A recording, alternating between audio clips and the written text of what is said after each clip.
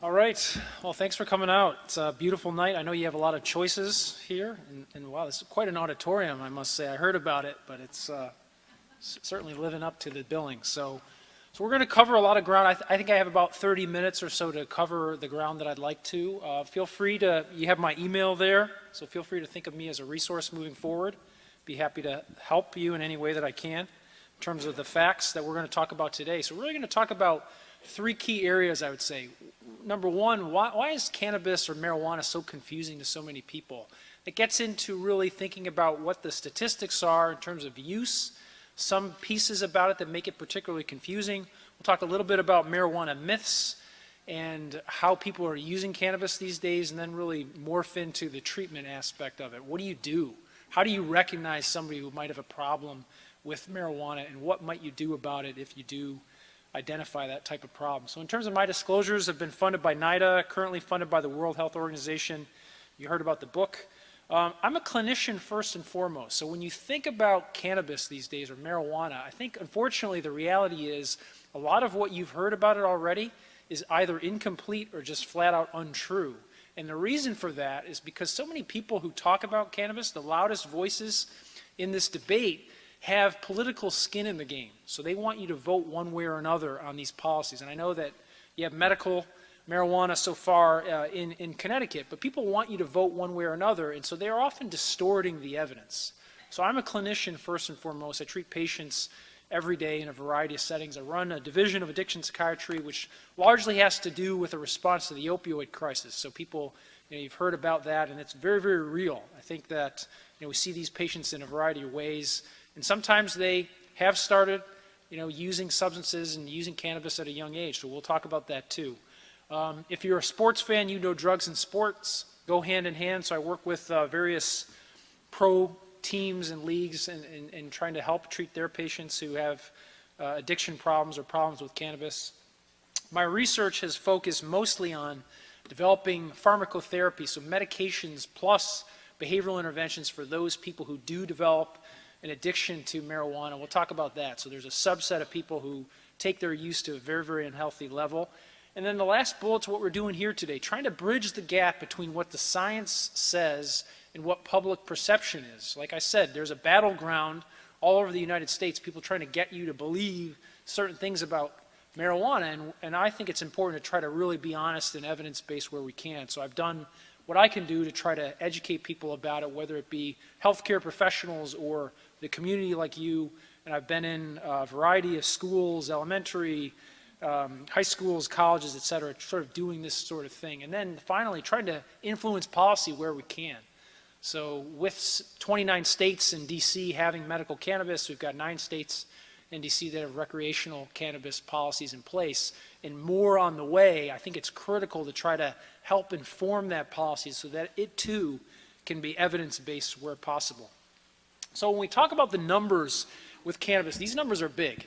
So I don't like large numbers if we can avoid them at all possible, but we can't do that with cannabis. So we're talking 22 million Americans have used in the last year or so. That represents a doubling over the past decade. So like it or not, this is here to stay, and the question can become, how do we deal with it? How do we deal with those people who use in an unhealthy way? And like I said, there are these powerful messages, often related to the political pieces, the things that we vote on.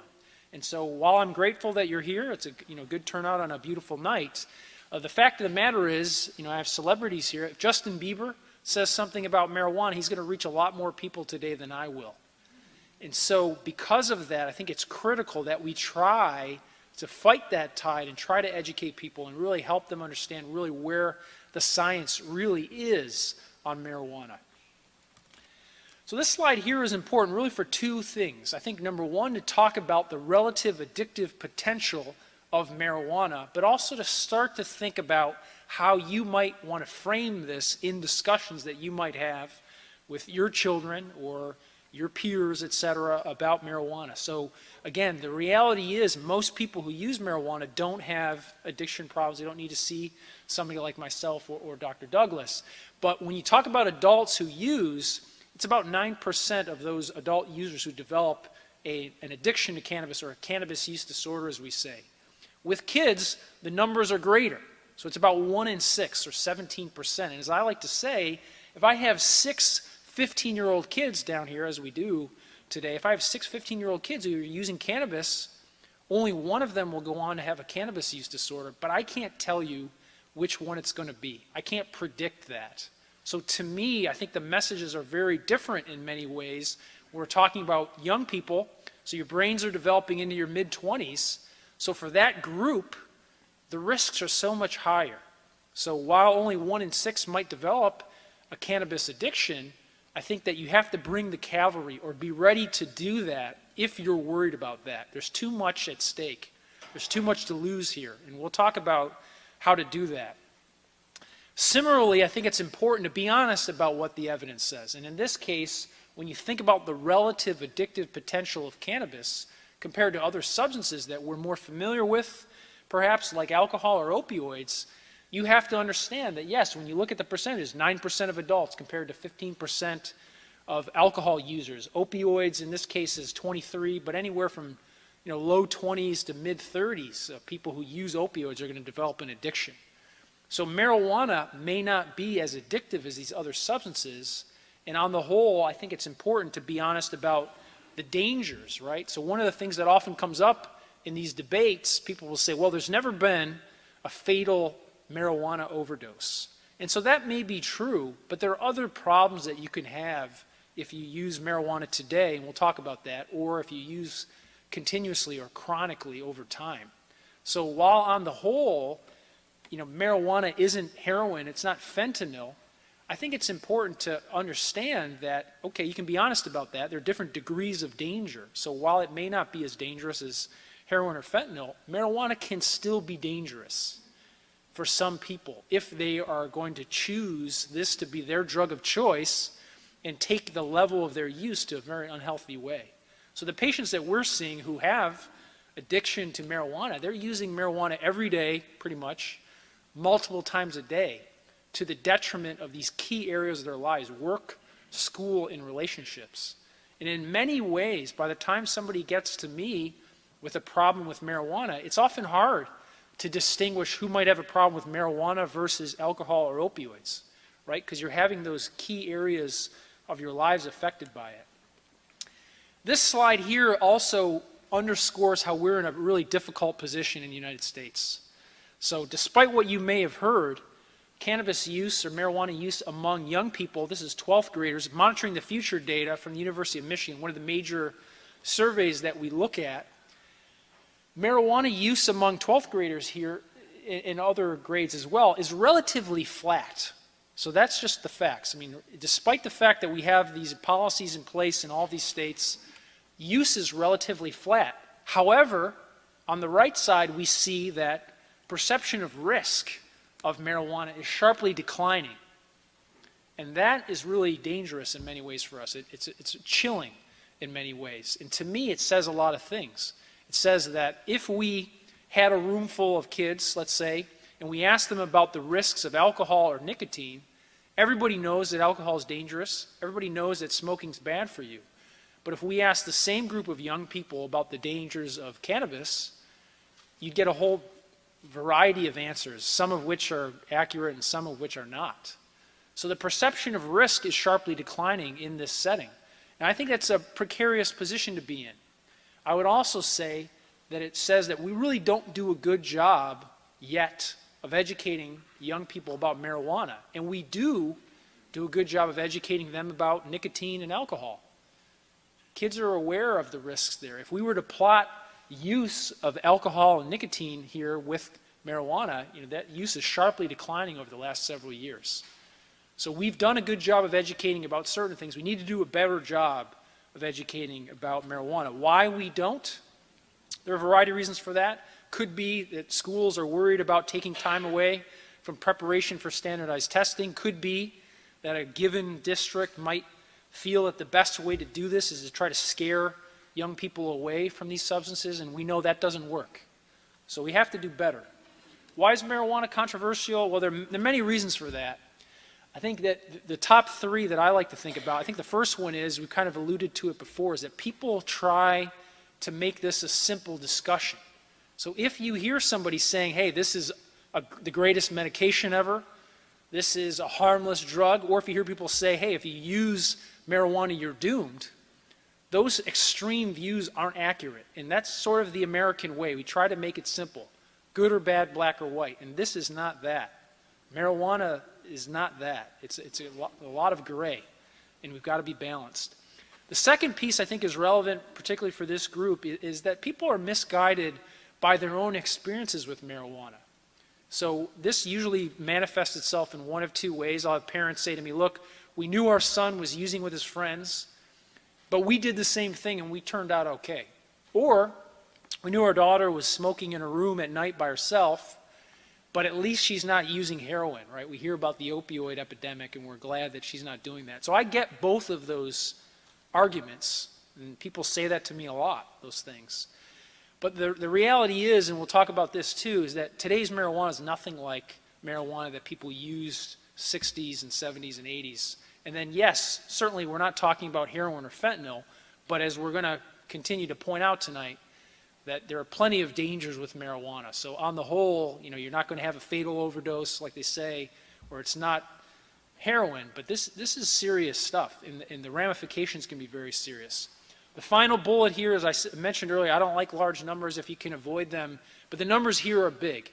So if you have 22 million Americans and only 9% of adults develop a marijuana addiction, as I like to say, a small fraction of a large number can be a very large number, and it is in this case. So 9% of 22 million Americans, that's millions of Americans who are addicted to marijuana. So I see those patients. I think anybody that does this type of treatment sees those patients. And I think we'd see a lot more of those patients if we did a better job of educating people about the dangers of marijuana. And then ideally, if we could develop treatments that actually work for that type of addiction, I think that would be great too.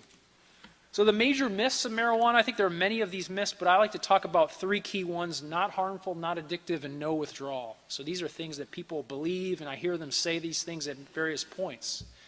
And when you talk about the harms of marijuana, I think you have to talk about the developing brain.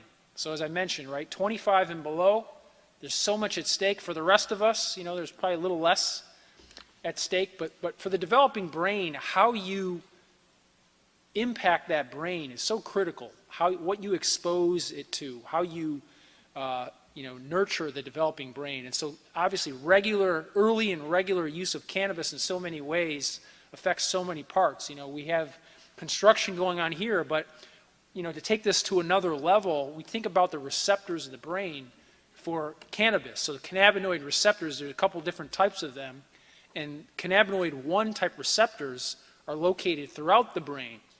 So using cannabis in a regular way, as we'll talk about, affects so many processes. But I also want to emphasize that we're talking about problems today and problems if you continue to use. So most of the problems that we're going to talk about, the ones that you're familiar with, are problems that are associated with chronic use. People who are using every day, pretty much, multiple times a day. But you can have problems today. Like you can make decisions that you wouldn't otherwise make. You can get into a car and have your ability to drive be affected by cannabis. So it's not just the chronic impact of cannabis use. I mean, there could be acute effects as well.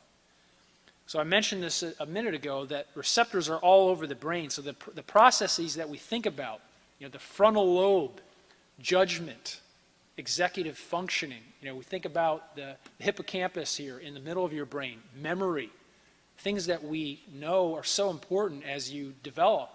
Cerebellum affects your motor skills. So fine motor skills, that could be you're playing a sport, could be your ability to drive. So really there's so many different processes that your brain is responsible for that are affected if you're using cannabis in a regular way. Beyond that, other risks of cannabis use, again, chronic cannabis use, there are many of these, and we'll talk about each of these bullets in just a second. But one point I want to make, and again, kind of getting to how so many people who talk about this choose not to paint the entire picture because they feel like it's going to weaken their arguments. I think one point that isn't often mentioned in this debate is that the dose really makes a difference. The dose matters. How much you use over what period of time. There is a difference between using once a week, once a month, versus the people that we're seeing in our programs who are using pretty much every day. So that point isn't often made because, again, people feel like it runs counter to their agenda, but I think it should be made. So these problems that we're talking about today, we're talking about chronic use at an early age, usually in your teens. So if you're using in an early and regular way, we've done imaging studies that have shown that it affects your cognitive abilities. So for example, there have been studies of healthy controls, young people versus young people who use cannabis regularly. And the imaging studies show that the young people who are using cannabis regularly are recruiting different parts of their brain to get the same amount of work done. So the analogy that I like to use is that they're revving their engine at high RPMs all the time. So it'll get you to the middle school today or the elementary school, but it's not good for the long-term life of the engine in your brain in this case. And that's been borne out in these other studies, one of which you might have heard of before, talking about decline in IQ. And so this paper, Madeline Meyer paper, and again, any paper that I mention here, if you're interested and you want to read it, I'm happy to send it to you. Just send me an email. But the Madeline Meyer paper, they followed over 1,000 young people over time. They did neuropsychological testing at 2 points, and they found that those that started to use it at an early age in a regular way lost up to 8 points of their IQ over time. That's more than a standard deviation, so that's significant. And if they were able to stop using cannabis, they don't get that back. You stop the decline, but once you lose it, you can't get it back, unfortunately. Worsening anxiety, that's a big piece here. A lot of people feel like cannabis helps their anxiety, and in reality, it's worsening it. If you're anxious, you use, your cannabis might go down. Cannabis wears off, your anxiety goes back up. So over time, your baseline level of anxiety increases. Worsening depression, as you can imagine, if you spend all of your time using marijuana and you're not doing your homework, you're not fulfilling your responsibilities, those aren't going to go away. And you're probably not going to feel good about it when you realize that you still have to do those things. And then the last piece here, which I think is critical, is this idea that early and regular use of marijuana increases the likelihood that you're going to express a psychotic disorder if you have a family history of that. So if you have genetics, family history of schizophrenia or schizoaffective disorder or bipolar disorder with psychotic features, you're more likely to express that disorder if you're using cannabis at a young age. And what we see clinically is usually the same type of scenario. 15-year-old kid, never seen a psychiatrist before, using marijuana for 4 or 5 months. Boom, now they've got hallucinations. They're in a hospital, on a locked unit. They're taking really serious medication. So that's a chilling place to be in the conversations that I've had to have with parents. You know, they ask me, well, will our son ever get back to baseline? Will they ever get back to normal? And really the answer is probably not. They may, and I have followed these patients over time, and some of them, you can have a job and things like that, but it's probably not the same level of success that people might have hoped for, before this all happened.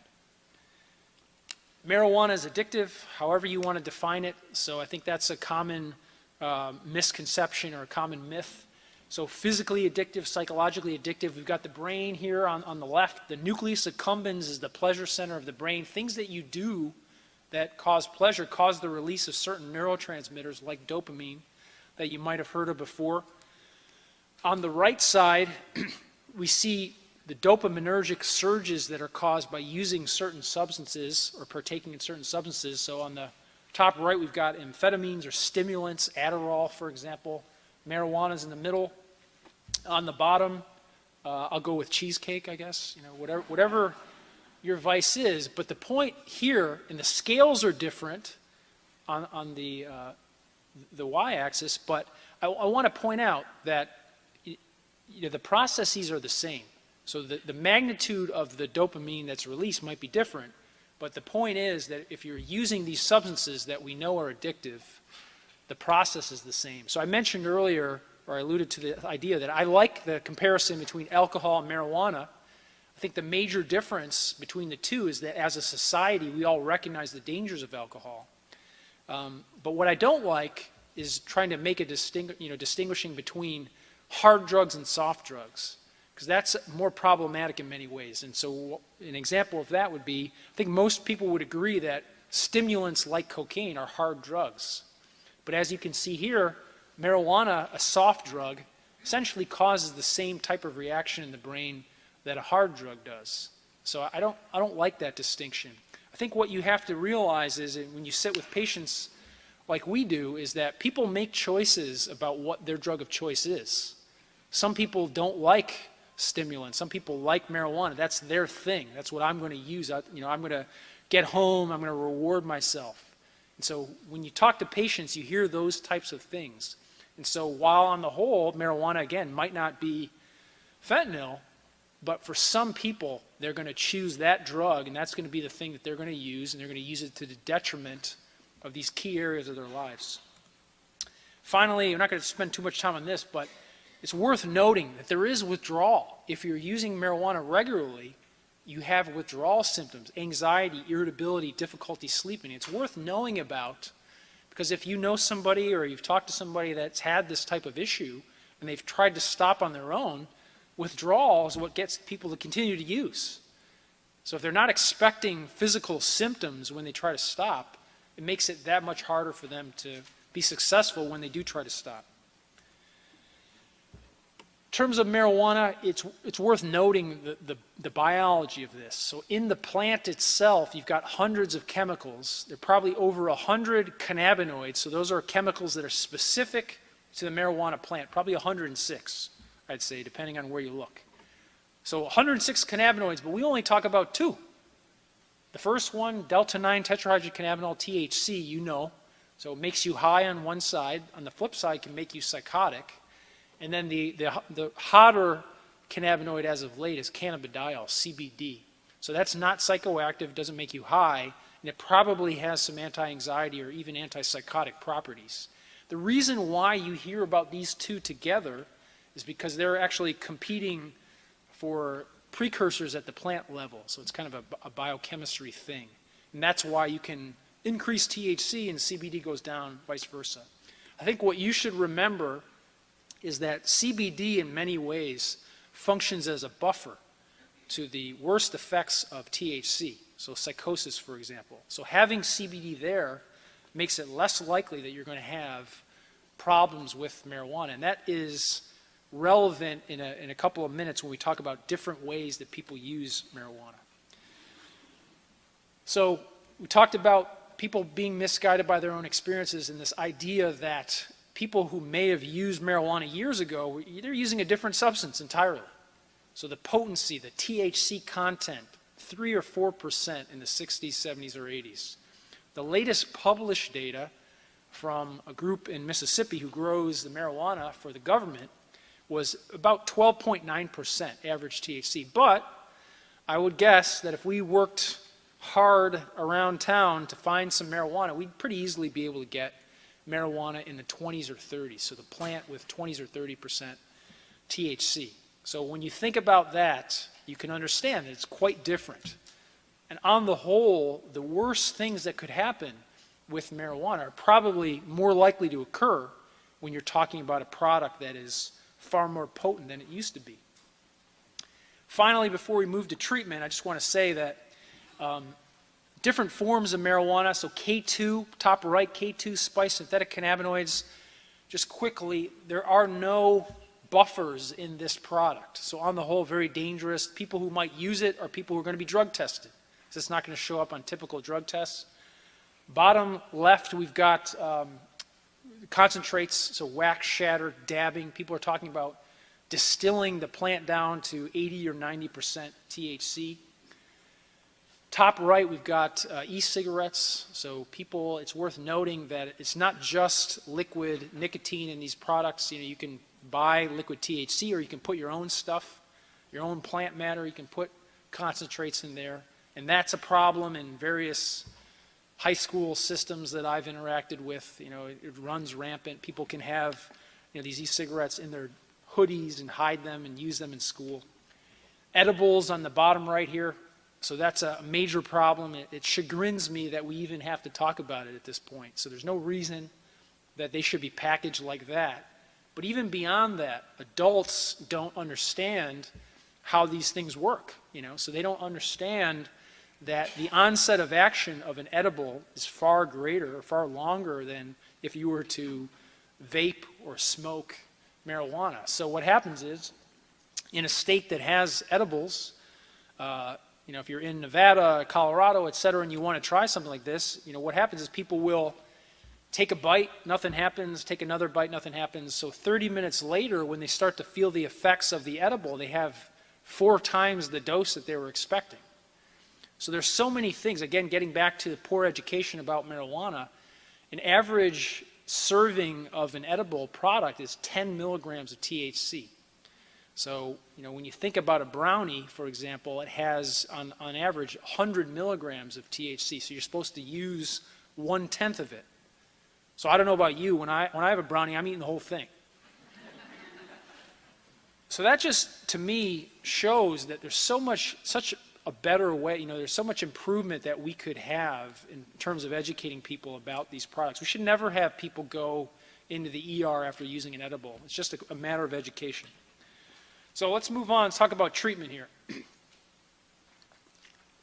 So it's always best to talk about cases. I think they're most relevant. This is it's a patient of mine, actually. So Kristen, 15-year-old high school student from a community just like this, comes to me after getting suspended for selling marijuana. So if people are using, you should ask them about selling. And again, you end up having people you'd never expect to be selling marijuana or other substances doing it. I mean, it's just part of regular use at some point. You have to finance it. It's not cheap. And so she got suspended for selling. She previously had seen a psychiatrist before for anxiety and cutting. So one of the points that I want to make is that if people have a problem with marijuana, chances are there's something else going on too. So these types of problems, addiction problems, don't often occur in a vacuum. So it could be anxiety, like here, could be depression, could be ADHD, could be a psychosocial issue, but there's often other pieces that need to be dealt with as well. So Kristen, when she came to me, said, look, I'd rather be messed up, and messed wasn't the verb that she used. So how do you make a diagnosis like this? How do you figure out if somebody has a problem? And so I think when I talk to groups like you, if I'm talking to parents, teachers, coaches, et cetera, I try to think of this in a 4-step process. And really the 4 steps: preparation, conversation, evaluation, and referral. And very quickly, when I talk about preparation, I'm talking about difficult things before you need to really talk about difficult things. So I think of a patient of mine. I have a young person who I've been seeing for a few years now. And he says to me, look, my dad talks to me about 2 things, the Red Sox and the weather. And that's not what we're talking about here. So you have to be willing. And I have a couple of daughters, and so I am always asking them, what'd you do today? What'd you learn? Tell me something that you learned. And so oftentimes they don't want to answer my questions when I want them to, but you have to ask so that when things go south or sideways, they're going to come to you, hopefully. The conversation piece is really from your end just saying, look, I'm worried about you. I think you need an evaluation. So you're not making a diagnosis. You're just saying, look, I need you to see somebody who does this every day so that we can take care of this. The evaluation, we'll talk about that, but like I said, there are more things going on here probably than just drug use, and the referral being clear about what has to happen. What do you look for with your child or kids that you're teaching or coaching? There are many different things that this can manifest itself, but I also want to make it clear. It is hard to determine when somebody has a problem with marijuana at an early point. It's hard to have early detection take place, right? It's very difficult. These things often go on for some period of time before people realize it. So what might happen? You could have social problems caused or worsened by marijuana. So that's getting in fights, that's leaving during a free period, not coming back, and having, somebody get into trouble for that. Giving up important activities. So, there are fields full of kids here, so I'm guessing that New Canaan's got a, active youth program. And so what I would say is, if you have a kid that's playing soccer for 10 years in the youth program, and now they're a sophomore in high school, and they're not playing soccer anymore, that doesn't mean that they have a marijuana problem, but it might. So knowing what is normal, what's not normal, asking the questions, trying to figure out what's going on here, You got to do that. It's not easy. It's not easy to do. Use in dangerous situations, so that's usually kids in cars with cannabis, right? Some variation of that. Cops are called in. They may or may not do something. You could get into a court diversion program, that sort of thing. I'm frequently seeing patients like that. And then the last piece, probably the most common one, is a call from another doctor saying, look, I'm treating ADHD. I'm on my third stimulant. We're trying our third stimulant. And now, you know what? I didn't realize before that he's using cannabis 3 times a day, every single day. So that type of thing. So that's a diagnosis that's been made. It's probably appropriate, but treatment's not working because of the fact that there's so much marijuana use going on. In terms of the evaluation, just to talk about this a little bit so you have a sense of what would happen if you saw somebody who does this type of thing. So motivational interviewing, it's kind of a buzzword in psychiatry now and mental health. It's pretty simple for me. So somebody, a young person, one reason that they might change their behavior, their one good reason for changing behavior is better than 10 that I could give them. So if I were to say, hey, look, you could lose 8 points of your IQ, that doesn't matter to them. I mean, I want them to know that, but that's not going to change their behavior. What's important to them is, look, I want to go to Dartmouth. I want to play in the sectionals in 2 weeks. I want to continue to drive the car. So once you figure out what's important to them, you can build the rest of your treatment around it. A careful history, like I said, one of the themes that I'm trying to make clear here is that there's so much more that could be going on than just drug use. The alliance, so I've done, like I said, I've done trials and studied medications, etc., published a few papers, but the biggest thing that I can do, or that anybody that does this kind of work can do, is build an alliance with the patient. And it's not that hard to do these days, particularly with technology and things like that. People aren't used to talking. So if a young person comes in and I'm able to listen to them, let them talk a little bit, which is unusual probably. So if I do that and I ask the right questions that hopefully do 2 things. Number 1, help them understand that I care about what happens to them. But then number 2, that I know a little bit about this topic. What'll happen is, and again, let you in on a secret, a lot of times people don't want to do what I think they should do right away. So if I built that alliance with them, made my recommendations very clear about what I think should happen, at some point, ideally, they're going to come back and want to do that. Oftentimes not right away. My hope is that they will want to do those things to follow my recommendations before they've lost everything. And so that can, at different ages of the patients, it looks differently, but it could be their academic career, or it could be a relationship, what have you. And so I've seen people lose a lot. And I think that's another piece that a lot of people who are in this debate don't really understand. They don't get to see that 9% who really lose it all because of their marijuana use. It definitely can happen. So to wrap it up, a couple more slides. What does treatment look like? If you identify marijuana as a problem and you want to do something about it, what do? Well, you're not going to do a detox. There's no detox for this. Going away for rehab, 30, 60, 90 days. It's not realistic for most people. Most of the care that we're talking about is outpatient based. You go to a program that knows what they're doing, like Silver Hill, and you address these issues. And you do this in an ongoing way. You address the multifaceted problems that could be occurring, and you do this in an ongoing way. You don't fly out to Malibu for 6 months. I mean, that's not how most people do it. I think the biggest piece is really the middle bullet here, is just when somebody may have a problem, is you trying to get them to talk to somebody who knows what they're doing. And so, when you think about this, and we talked about preparation before, I think you have to have an idea who that might be. If your child or somebody that you love is willing to get help, because that window of opportunity is not open for very long oftentimes. So I'm not a big stickler on credentials, that sort of thing. So there are good people who are social workers, psychologists, family doctors, psychiatrists, whatever.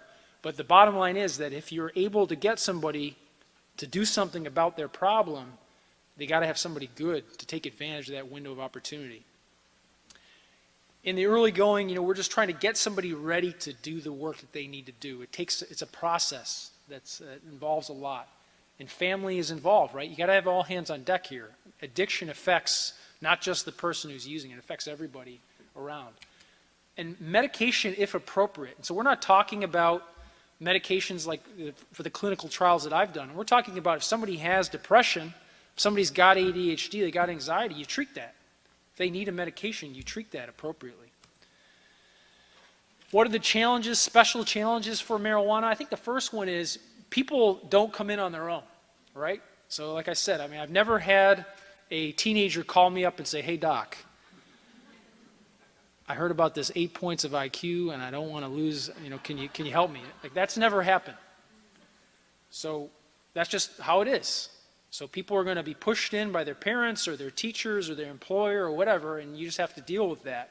Ultimately, if they're sitting in my office, I know that at least a part of them knows they need to be there. So I need to figure out, again, what is that thing that is really driving them to change their behavior? Like I said, the public perception is, it's such a challenge. If you're 18 and you might even think that you're smoking too much marijuana, and who are you going to talk to about that, right? Your peers, they don't recognize this as an issue, so it's really hard. People worry about giving up something for the rest of their lives. I don't want to talk about that. I want to talk about what can we do now? Can you put this away for a month? Cannabis is not a problem to you, but your depression is.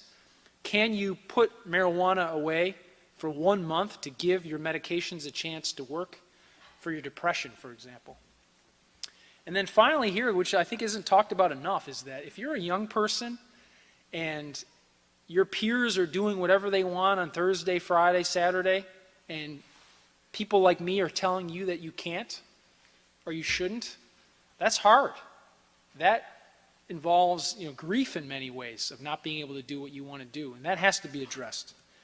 So to go back to the case and then we'll sum it up, Kristen, like I said, a patient of mine, started weekly talk therapy to establish this limited period of abstinence that I alluded to.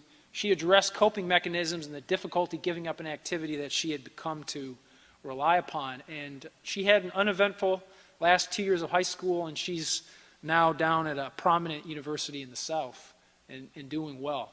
So, when you look at this, one of the points that I want to make is you can have people come in and things look really, really bad, and they can do really well. Or you can have people come in and it might not look so bad, and they might not do very well. It's really hard to predict. But I think at the end of the day, treatment does work if the patient's ready and they're able to get access to the right treatment. So to sum it up, I think with marijuana, there's a dire need, right, for balance. People are trying to distort evidence all over. So that's such a great opportunity to have this chance to do an event like this. I think it's important to recognize that marijuana, again, most people who use it, they may not have a problem, but this is a real major issue, a life-changing issue for such a large group of people. Like we talked about before, right? A small fraction of a large number can be a large number, and it is here. And then finally, this window of opportunity, if treatment is necessary, might not be open long. So you got to have a plan, what you're going to do. If they say they're willing, who are you going to see? If they say they're not willing, what are you going to do? So you can't just give up there. You have to have a plan to continue. So also just like to thank, Matt Palastro is a Connecticut native of mine. He was a research assistant who's now a medical student at New York Med, and he helped me with a lot of the earlier versions of this talk. So with that, I'll stop. Thanks.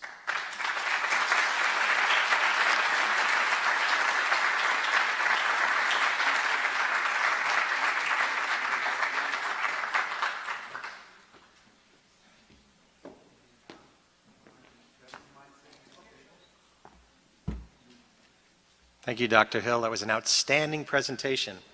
And now we have an opportunity to have Amy share her own personal experience with marijuana and other substances. So we're going to start with Amy giving a more personal, brief overview of who she is and how she got to where she is today, and her comments in response to Dr. Hill's presentation. Then Dr. Douglas will follow her, but we want to start with Amy. Amy?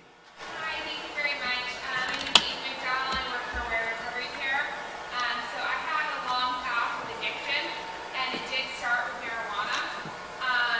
When I was about 14, I started smoking, and I'm not going to say that it was an everyday thing and really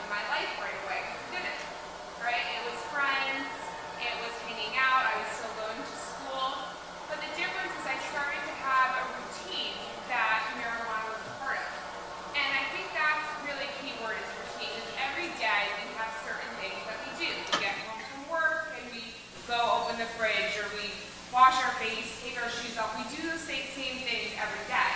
So when you start putting something like marijuana, it becomes part of your routine, it becomes easy. I got out of school, I'm gonna go smoke weed with my friends. And the more you do that, just got really loud. The more it becomes part of your everyday, and it starts to feel weird when you don't do it. So I won't even say that I thought I was addicted, or that maybe I even was, right? Because I would stop and it was fine, but it opened me up to a different group of people with different goals than myself. So when I played field hockey, I was a good student. I remember my sophomore year of high school, field hockey practice got moved to 5 o'clock. And my last class, I got out, it was 1:40. So I had 3 hours to kill. So why not go hang out with my friends that smoke weed? Apparently that wasn't a good idea because I was defense and the ball just kept going right past me, because when you're playing field hockey, you kind of need to be able to see where the ball is coming to you and have a good reaction time. So unfortunately, I ended up getting kicked off the field hockey team, and then when I didn't have field hockey anymore, it kind of got rid of my good group of friends, and I got focused on my friends that were doing other things that weren't so good. I actually would want to take a moment to talk about that briefly, is just to encourage the activities that you do, because I think that was a big turning point for me when I wasn't allowed to play field hockey, because that made it so that I completely eliminated my good group of friends. So I think if you see some of that, I think it's important to say that that's a major change and have someone actually be there to help, advocate for your kids if that, something like that happens. Because again, then I got into a different routine and it started me kind of downhill. So I won't spend too long going through my whole story, but eventually I did start doing harder drugs, and it wasn't like all of a sudden I became an addict, right? It was different times, hanging out with different people, someone had different drugs, and you become more open to it because it becomes more normal. It's part of your routine to get high, so when someone has something else, all right, might as well try it. It's not that marijuana made me use heroin. It's that people who had marijuana and were not playing field hockey and were not in after-school activities, they also are more likely to introduce you to those drugs. So I really think it's about developing different behaviors, making sure that routines aren't changing, and making sure you have that solid group of friends. I now work with young teens and or young adults, and kind of work on making sure you still have your activities that you do daily. Because when that starts changing and when you start not having those activities to do anymore, you don't know what to do with yourself. And when you don't know what to do with yourself, that's where it gets dangerous. And so for me, I was able to turn things around. It got way worse before it got better, but I really have now the drive to educate everyone else, and went to school to get my degree in social work and work to help others. So if you have any questions, let me know.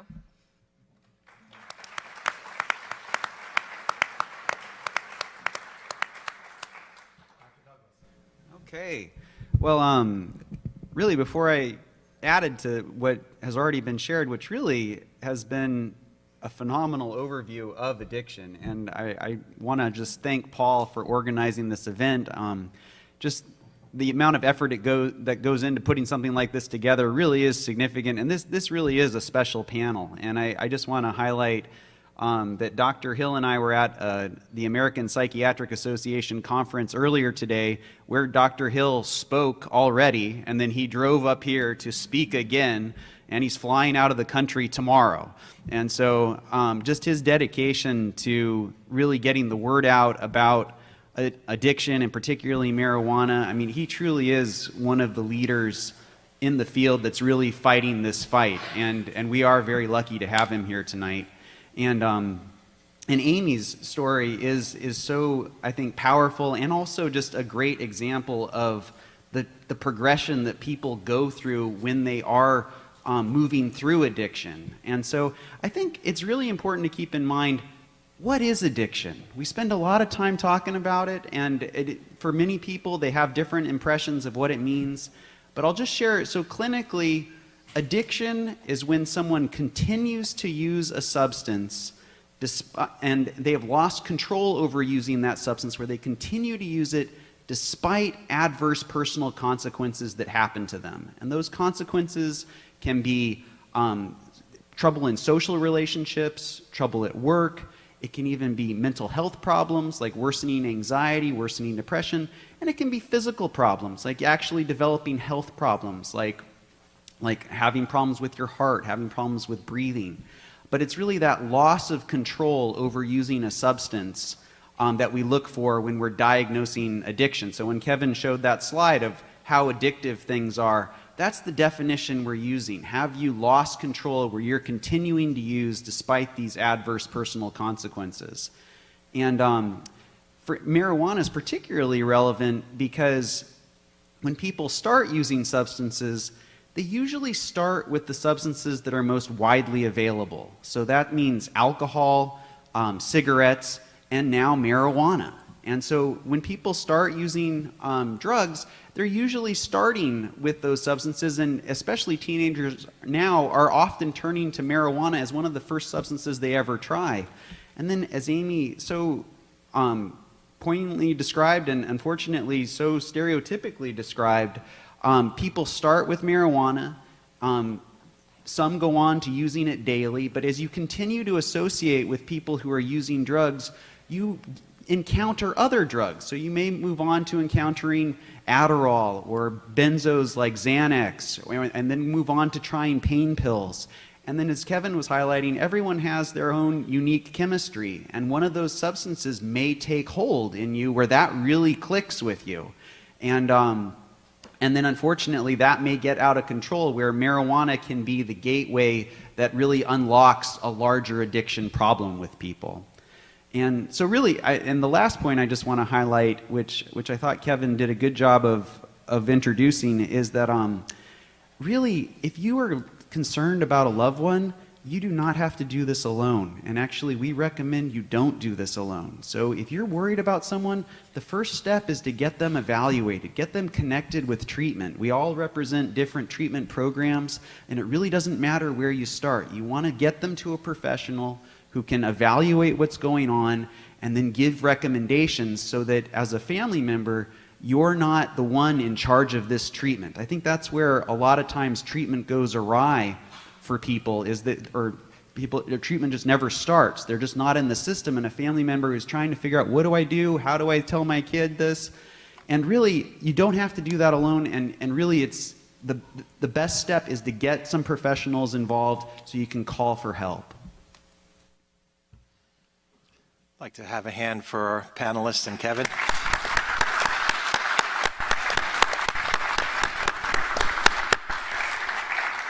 And Dr. Hill, I'm actually very encouraged that you brought up the issue around loss, because all of our kids' decisions are trade-offs and it involves loss. So you want to check in with your kid on all of their decisions and how there are consequences to them. And just don't assume because they're not smoking that their life is going well, or that they're not doing drugs. They may not now get invited to their friends since preschool's parties, and it may be a real experience of loss. So I'm so grateful you brought that up. You know, we were going to see if people had any questions, so we brought cards, and just in case we were going to have a roaming mic, but I think I pretty much got a card from everybody here. So now the challenge is getting through all these cards. There's all these great questions, because we have a very smart audience here, very bright people in New Canaan. And one start for the panelists, which is the question about driving under the influence of marijuana. There seems to be confusion around kids think it's okay. Is smoking a little similar to just having one drink? Can any of the panelists respond to that? Yeah, sure. So driving, I mean, I think it comes up a lot now when we talk about these policies. And I think a simple way to think about it is that if you're drunk, you run red lights. If you're stoned, you stop at green lights. And so each of those are problematic, right? So I think the short answer is both alcohol and cannabis affect your ability to drive. It depends upon what else you've done that day. It depends upon your body type, your experience with those substances, and technically the types of errors that you make, as I said with the analogy, are different. But it really is a major problem, and cannabis is going to have an impact, often adversely, upon driving. And so particularly with young people who sometimes are challenged in driving well as it is, cannabis mixing with driving is a really precarious position. Any other comments? Okay. Yeah, and I would just say that the statistics I've heard are that when you're driving while intoxicated with cannabis, it doubles your risk of having an accident. And that risk is even greater if you're combining it with alcohol and cannabis and other substances. And I think very often people have this perception that sometimes they even think they drive better when they're high because of the way Kevin described it. Like, you stop at the green lights, meaning you're thinking you're being more careful and you're paying more attention, but you're still creating this irregular driving pattern that is causing havoc on the road and can cause you to have an accident. And that, like Kevin was saying earlier, people say that you can't die from marijuana, but car accidents is one of the ways that people definitely do die when they're intoxicated. A question for Kevin.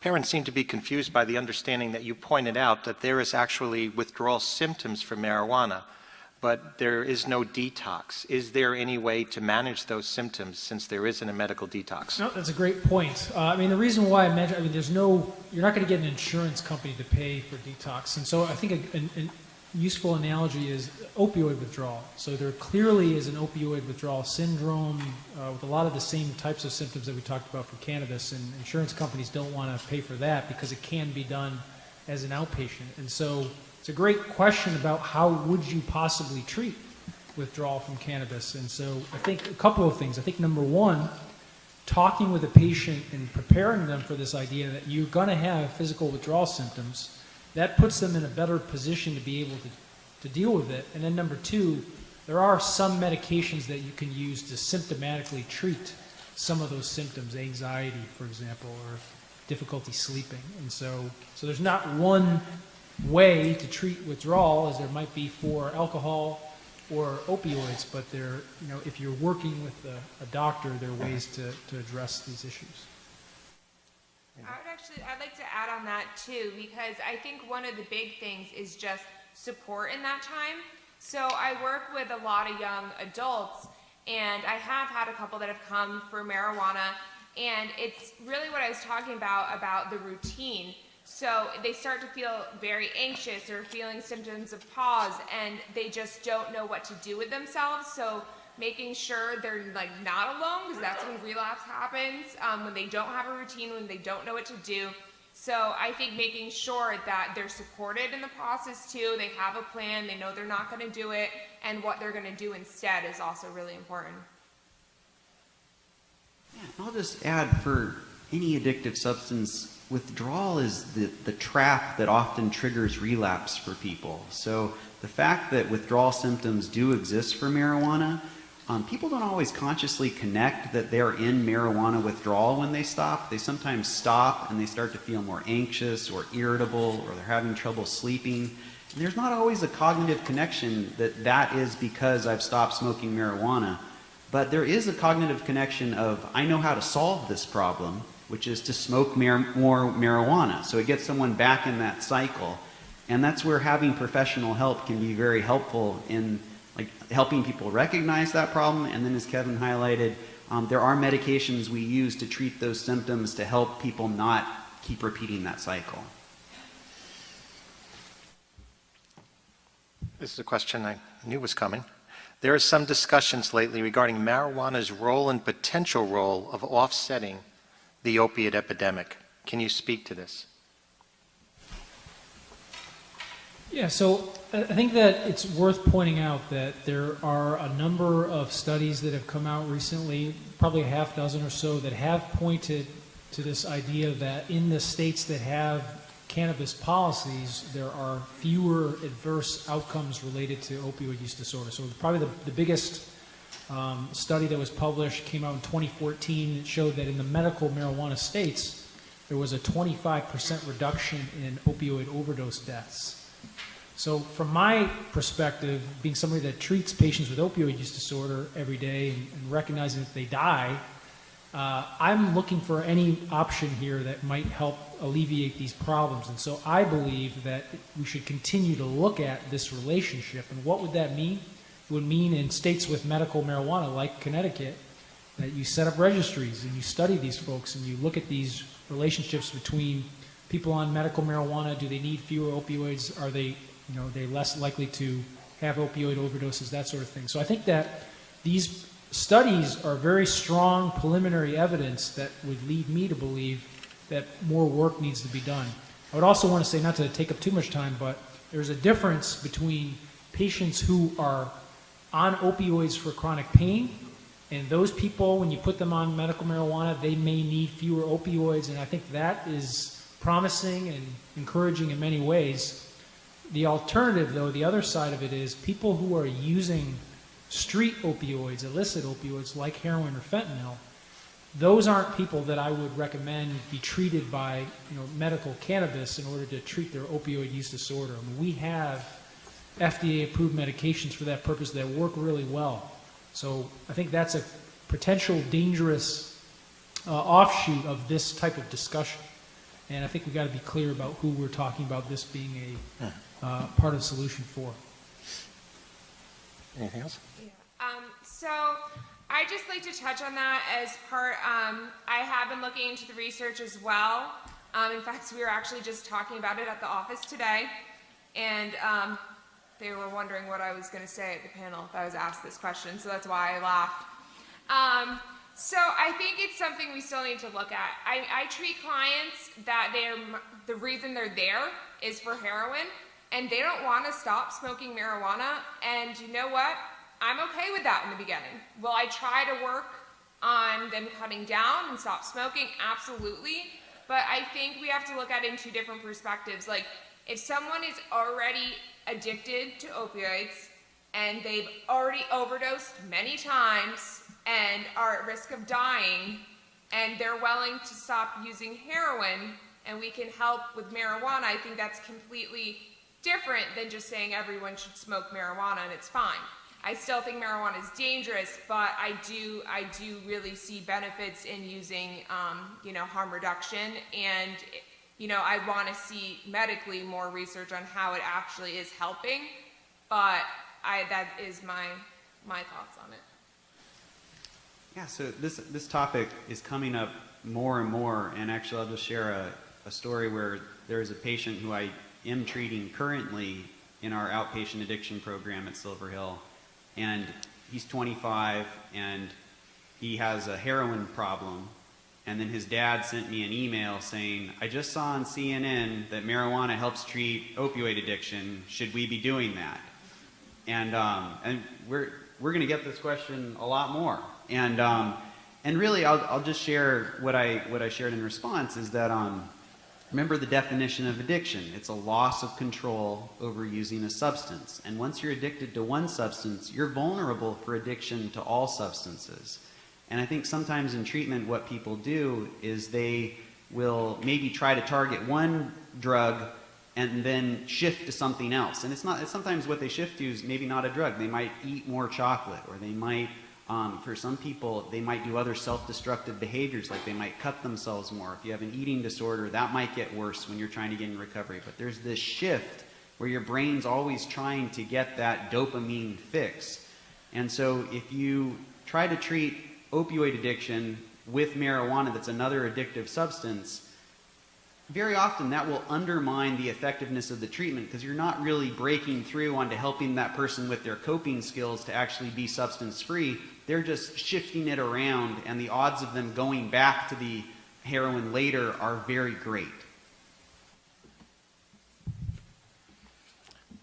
Kind of a related question that I get oftentimes from families is, with family history of genetic loading for alcoholism, there are some families that believe marijuana could be like a harm reduction strategy or even a protective factor from the risk of early exposure to alcohol because of the genetic factors in certain families.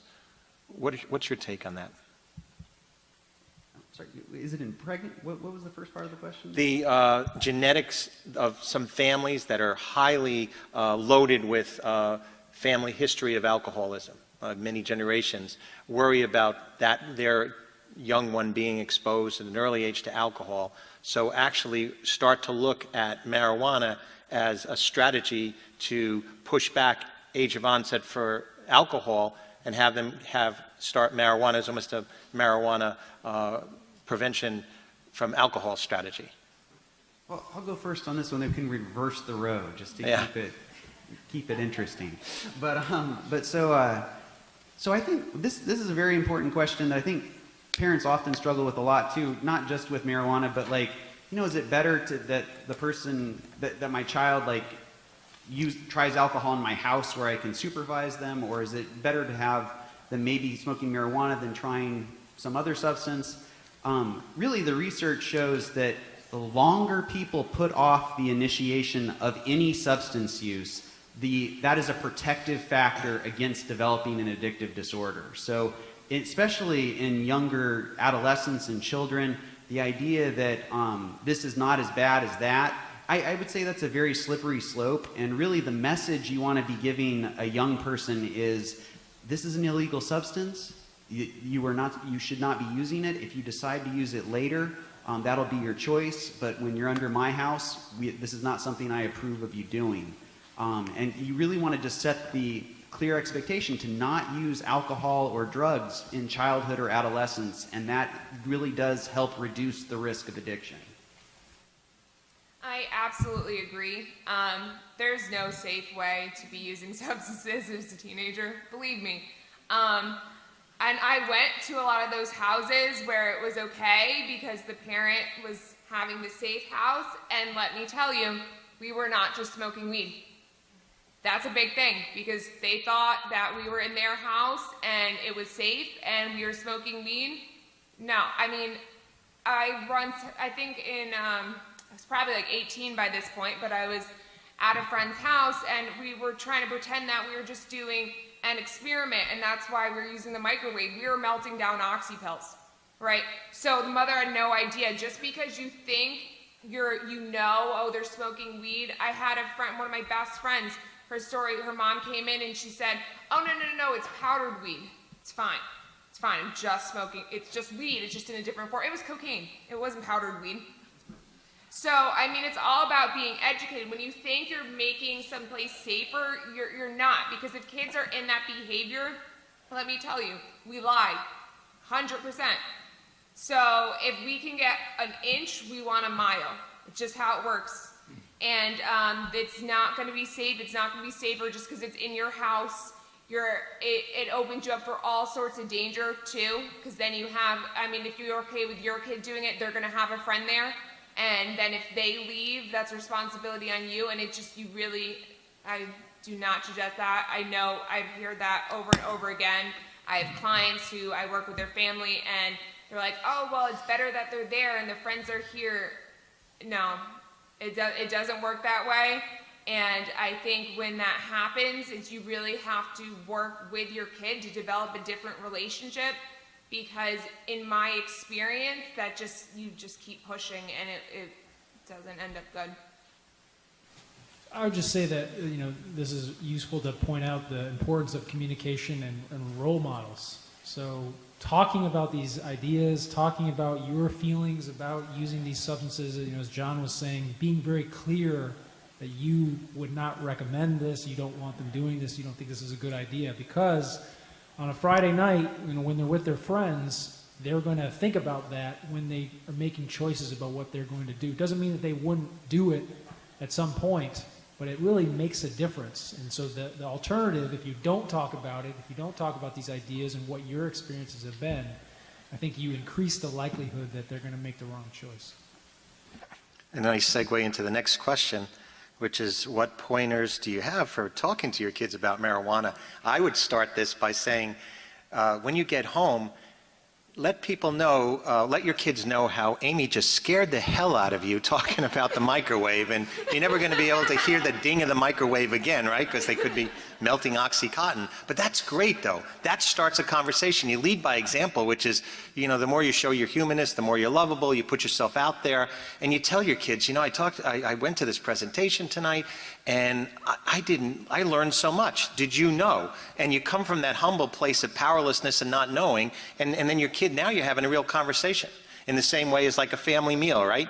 You get home and you don't ask your kid how the lacrosse practice went today. You said, hey, let me tell you what an ass I made of myself at work today. And then you talk about falling off the stage and then you're more likely to have your kid have an authentic conversation, say, you think you made an ass of yourself, Mom. You should have seen what happened to me at my locker last Thursday. And that's that sense of just being real. And then you also want to ask them, can you tell me anything? Because I've heard some things today I was so shocked by. And you know that you can share anything with me and it would never change the way I love you.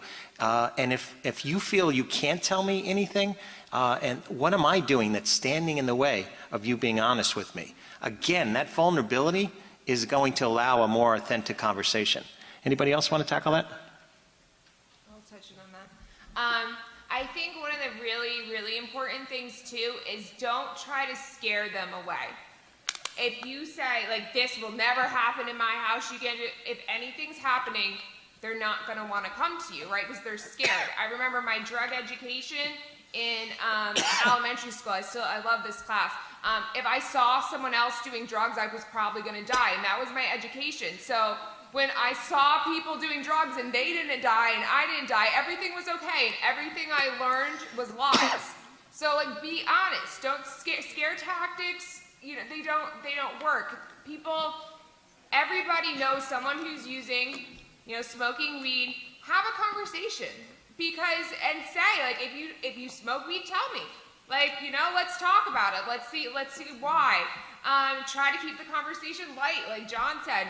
You don't make it very serious, like, hey, we have to sit down and talk right now. I just learned about this girl, Amy, she's really crazy, and she, trying to do some crazy things in the microwave. No, I mean, you want to sit down and say, hey, I heard this is going on.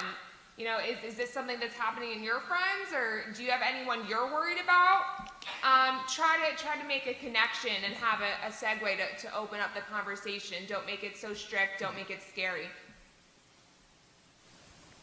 Yeah, and I think I'd just add that addiction really does thrive in secrecy. So if you ignore the problem, it's not going away. It's likely going to grow and get worse. And so it's much better to get it out in the open, to talk about it, and to really kind of have an open dialogue. Even if you hear things you don't want to hear, you have a much better chance of helping the outcome be more favorable if you have the information. The worst thing that we see, I think, is people who are 60, 70, never been in treatment ever, and it's become this raging problem that's dominated their whole life.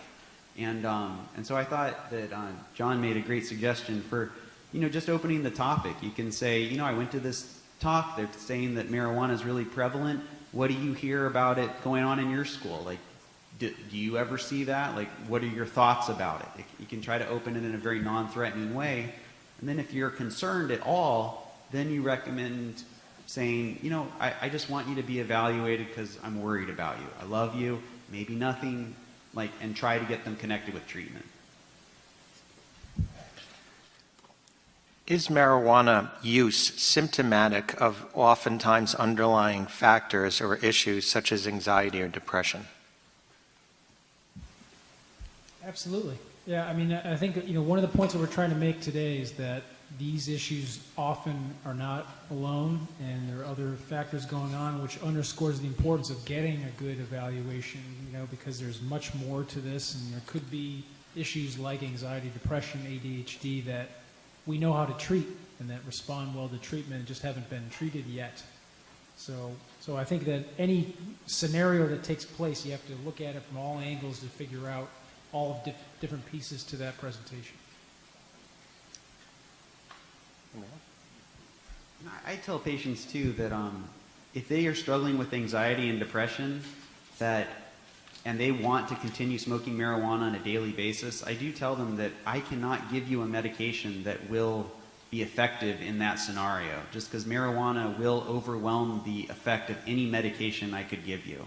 And so if you want to try to treat your anxiety and depression, I recommend we see what you're like without that substance on board, and we'll try to control it in a more, with medications that don't have the same abuse potential.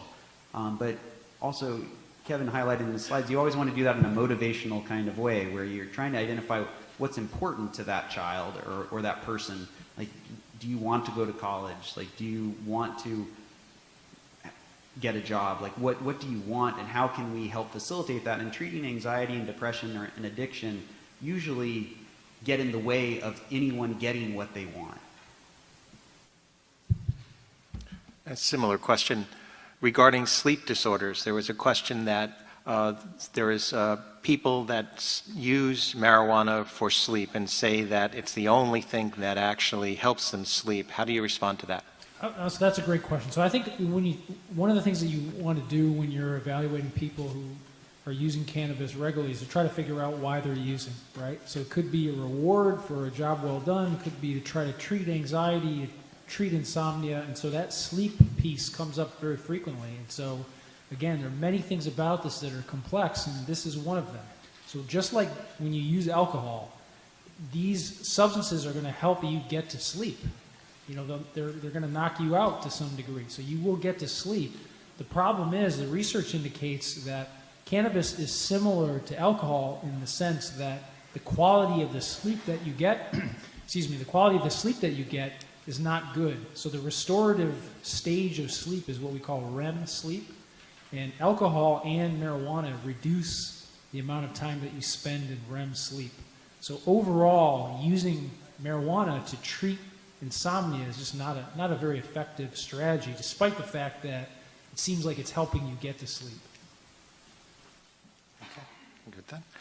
How do you counter the myth of the very successful people out there that use all the time and have no problems? That there's a perception that exists. I think really, one of the things is it's become kind of cool, right? Drugs. Let's be honest, when it comes to like rappers and videos and so many songs about using that, it becomes really popular. The funny thing is though, is even though they're singing about it, if you look about a lot of these people, like they didn't, and some of them have, but I use an example of Drake to one of my clients, because we actually had this discussion with family, like that they can do it, and I was like, yeah, he's been an actor his whole life, right? So he didn't, all this hard times he was singing about, like, selling drugs, he was on Degrassi when he was like 13, so he wasn't doing that. Sometimes just bringing those to light is actually really informative, because they want to be cool like these celebrities, when a lot of times that's not actually the truth. So it's like, look it up.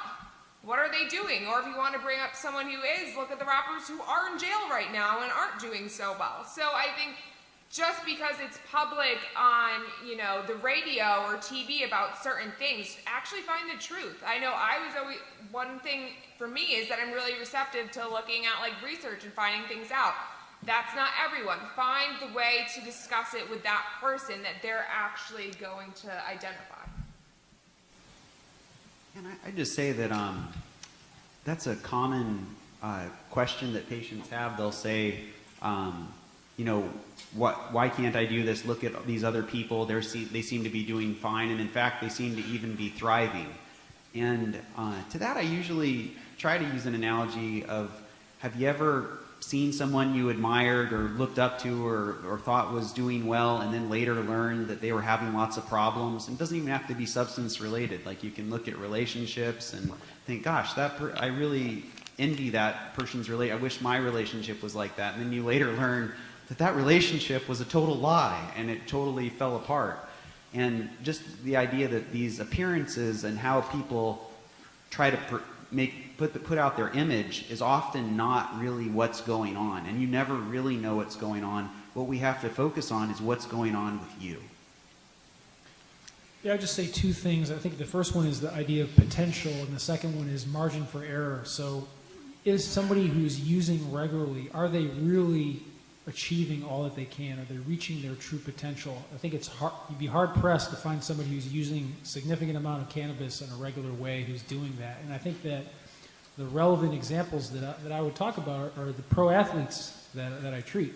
So if you're super talented, you're one of the best in the world at a certain thing, you might be able to get away with it for a certain amount of time. And sort of the scenario that I've seen over and over again are very, very talented athletes who use regularly in college. So they're playing Division I college football, let's say, and they're smoking with their teammates and doing it regularly and getting away with it.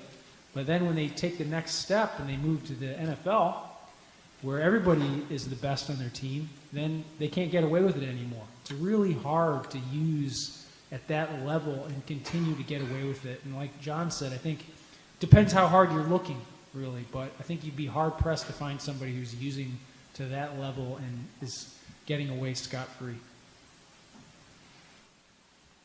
What is your view regarding medical marijuana dispensaries? So I'd just say, again, we talked about this not here, but earlier today in New York, we're talking about the medical uses of cannabis and marijuana. And so there are some legitimate medical uses of marijuana. And really there's a handful of conditions that have pretty good evidence. Chronic pain is one. If you have multiple sclerosis, muscle spasticity associated with multiple sclerosis is another. Certain nausea and vomiting associated with chemotherapy. So there are legitimate reasons to do that. However, part of the problem we have in the United States is that we got people using cannabis for this many things. 60 conditions if you look at the states that have it. And so for those people who have legitimate reasons for it, that are medical indications that are backed by evidence, then getting marijuana at dispensaries, and I've been to dispensaries in the state, and some of them are quite reputable. So for that group of people, I don't think there's a problem. I think the problem lies in the other folks or in the poor laws that are written in certain states. And so there are ways that it should be done, and it could be done, and it's evidence-based, and there are unfortunately a lot of ways in which it's problematic. So I definitely do see that there are some conditions that there could be a benefit. For example, chemotherapy, like you said. Personally, my mother passed away from cancer, and I was drug-free at the time, and I was like, do you need me to go try to buy you weed? I heard it helps. Like, I was, wanting to do anything for her, and I do know people now with cancer, and they would not be able to eat. It is helpful. I've seen that for people. However, I do have a problem with it being available for PTSD. Mainly because, first of all, people are getting it that don't necessarily have PTSD and they can get a card.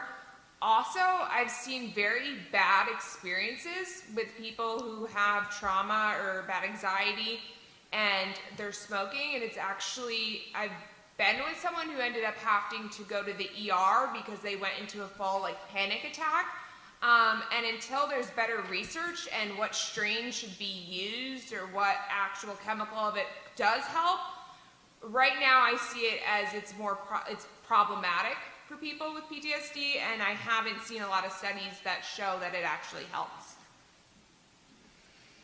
And I just say this is such a confusing area that our whole country is really trying to grapple with. And I think one big problem, which we already touched on somewhat, is that when you have strong voices, like you have the industry that's developing marijuana, medical marijuana and other marijuana products, they're trying to put out as much information as they can, like beating people into understanding that this is totally safe. And then you have people on the other side saying this is totally dangerous, and they're both overshooting it in a way that is damaging each other's or damaging their own credibility. And I think one thing that's just really important to keep in mind is that medical marijuana is not going to be a first-line treatment for anything. It's going to be like a second, maybe even a third, depending on the very specific condition.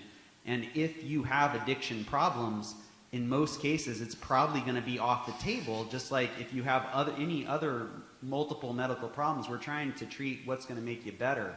And addiction, if it gets out of control, is going to overwhelm whatever medical condition you have and make it worse.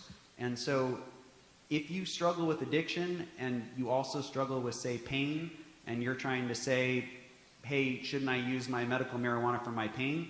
We're going to have to really look at how serious is this addiction. And if you have addiction, we really need to go in another direction.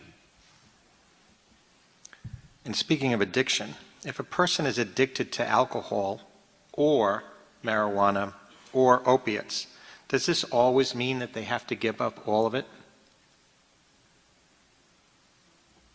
That's easy. That's yes.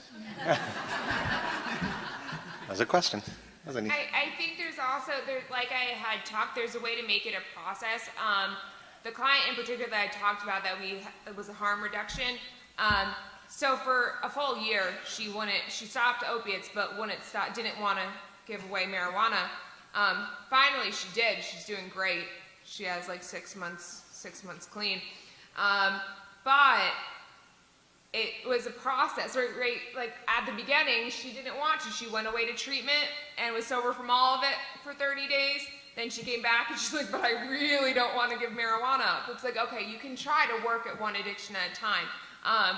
When she was able to stop is when she was really stabilized and able to take medication. So I think, yes, you definitely need to stop, but you can look at what is the most harmful and work on that first.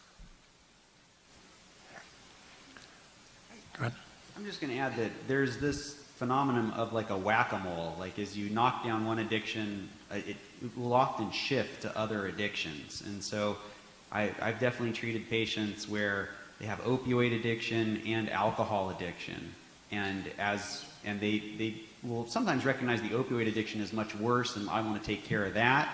But as they take care of that, the alcohol gets worse, and then they try to focus on that, then the opioid gets worse. And this is a very difficult problem that involves the motivation of someone, and the bottom line is you want to keep them engaged in treatment, and that can be a challenging process. And the biggest thing that we fight against is people just dropping out of treatment, because that's when we're really going to lose the battle. So it is an individual decision, and we're going to work with you in a motivational way. But to truly be in recovery, what I think is probably in the best interest of people is to not be using any addictive substance. Kevin, you touched upon adolescence, maybe residential isn't called for, and I think there's a study out there that would even suggest that the iatrogenic effect of sending some kids that are marijuana users into residential treatment, not only do they not get better, sometimes they get worse, and the same is the case for groups. What message can you send to parents out there about the treatment options and how to buffer kids from getting exposed to other kids that are maybe doing harder drugs? Yeah, I mean, I don't want to, paint any absolutes here. I think that, again, the importance of getting a solid evaluation from the get-go, I think, is critical. There are some times when it is worth sending somebody to a residential program, but I think by and large, on the whole, most of the treatment that we're talking about is outpatient-based treatment. And clearly there are issues in any treatment program that you have to wonder about. What's it going to be like for this person to be in a group with other people who may have similar or different problems in certain ways. So those are all things that need to be addressed, and that's why this is a process, right? You get an evaluation, somebody is in a program or they're in a group, they're also getting hopefully individual treatment, or it's being overseen by a doctor and people are talking about these issues. And so you got to make the choices that are best for a particular patient, and it's hard to say that everybody should get one thing or another, and I don't think you can really do that. So I work for an in-home addiction treatment center, so that's it. But so there is ones that are more individualized care. That's what we do. I definitely do see the benefit for sometimes going away to treatment to stabilize first, but there's a lot of different treatment out there. If you're looking for something, research, because there's more than just the traditional approach. There's a lot of different outpatient. There's peer support. There's lots of different programs out there. So be informed. Not the typical program. It doesn't always work for everybody or for every diagnosis or drug. I would just say, really, when you're making that decision, do it with professional advice and really try to incorporate someone who can help guide you through that thinking process. There's so much information out there, it can be really confusing for people. And you want to work with who, if someone's recommending residential, talk with them about it, ask them why they're recommending it. If you want to discuss alternatives with them, do that. But just, I would encourage you just not to feel like you have to be alone in that decision-making process.